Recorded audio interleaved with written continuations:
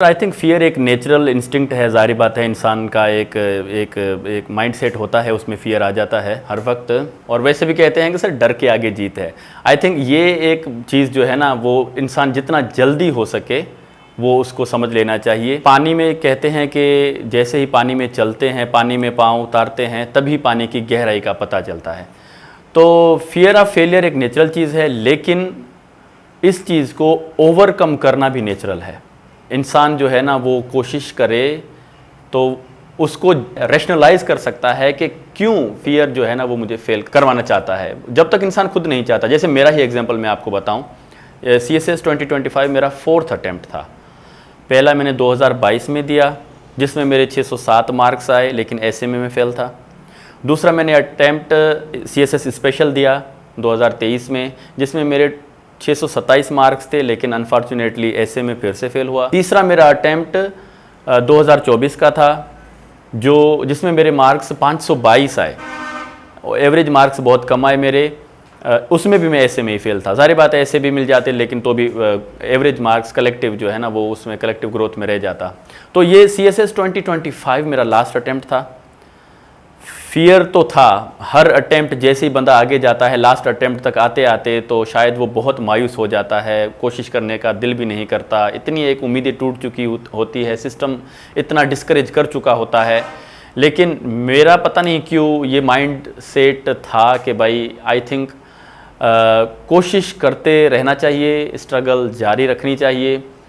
और इस सारे जर्नी में मेरे टीचर थे, मैं यहाँ उसका स्पेशली मेंशन करना ज़रूर चाहूँगा। मेरे मोहतरम उस्ताद थे सर गुलाम नबी कीरो साहब।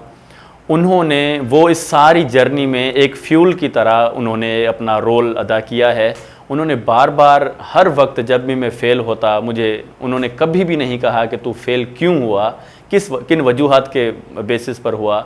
उन्होंने बार बार मुझे इनकरेज किया, मोटिवेट किया कि बस थोड़ी मेहनत और थोड़े उन वीक एरियाज़ पर काम करो जो तुम्हें फ़ेल करवाते हैं। मुझसे बार बार ऐसे का पूछते कि क्यों तुम्हें ऐसे फ़ेल करवाता है, बाकी सारे सब्जेक्ट्स पास हो रहे हैं तुम्हारे। तो मैं उनको बताता कि मेरे ऐसे की सिलेक्शन थोड़ी सही नहीं जा रही, मैं थोड़े इमेजिनेटिव टाइप या फिलोसॉफिकल टाइप ऐसे को हिट कर रहा हूँ।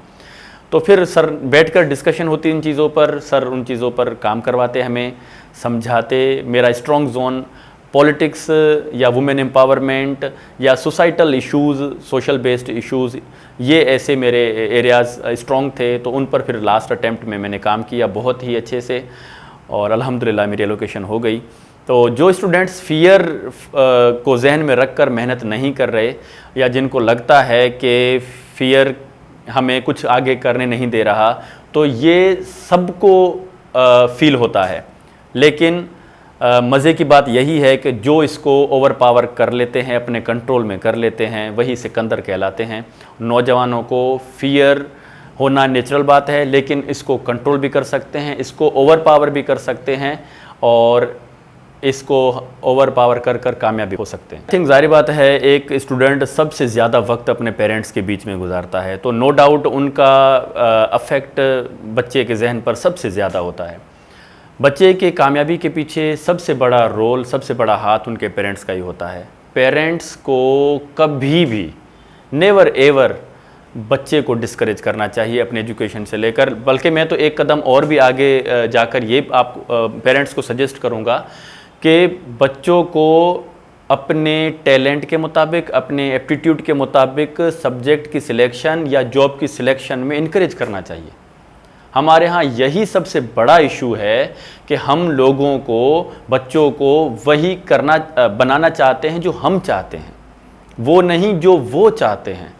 हमारे यहाँ दरवाजे ही दो ओपन होते हैं, पता नहीं क्यों, प्री मेडिकल का और प्री इंजीनियरिंग का। 90% स्टूडेंट्स इसी चक्की के इर्द गिर्द घूमते रहते हैं।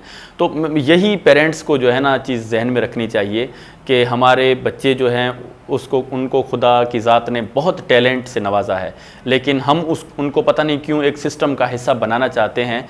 तो इस चीज़ को समझना चाहिए और उनके टैलेंट को डाइवर्सिफाई करने की कोशिश करना चाहिए, उनको रिकॉग्नाइज़ करना चाहिए, उनको इनकरेज करना चाहिए।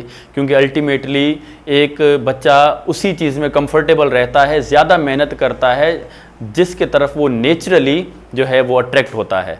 तो पेरेंट्स की सबसे बड़ी जिम्मेदारी यही होनी चाहिए कि वो अपने बच्चों के उस टैलेंट को जाने और उनको प्रमोट करे और उसमें इन्वेस्टमेंट करे। ये जो यूरोपियन कंट्रीज़ की तरक्की का राज है वो सिर्फ यही है कि वो एजुकेशन में इन्वेस्टमेंट कर रहे हैं, हेल्थ में कर रहे हैं, वो जो है वो इंडस्ट्री में कर रहे हैं, वो दीगर आर्ट्स में कर रहे हैं। तो जहाँ अगर हम इन्वेस्टमेंट अपनी डाइवर्सिफाई नहीं करेंगे, अपने टैलेंट को डाइवर्सिफाई नहीं करेंगे, तब तक हम तरक्की भी नहीं कर सकते।